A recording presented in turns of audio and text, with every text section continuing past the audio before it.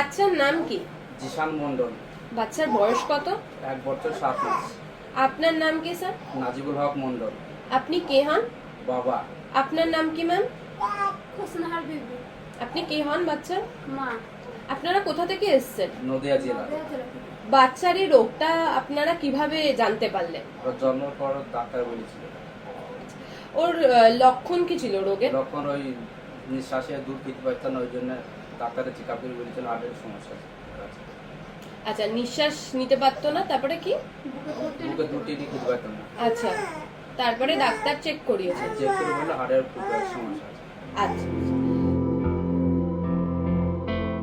তো এতদিন এই চিকিৎসা হয়নি কেন বাচ্চা? এখন চিকিৎসা না পয়সা করে অসুবিধার জন্য করতে পারিনি। পয়সার অসুবিধা ছিল। তো এখন যখন বাচ্চার চিকিৎসা হয়ে গেছে, বাচ্চা কেমন আছে?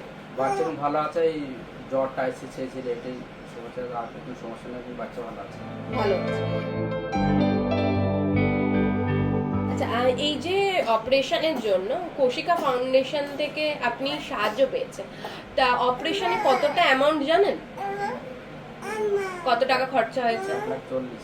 1,40,000। এই 1,40,000 কোশিকা ফাউন্ডেশন দিয়ে সাহায্য করে, তাদেরকে কিছু বলতে চান? ওদেরকে ধন্যবাদ করতে চাই আমাদের সাহায্য করার জন্য।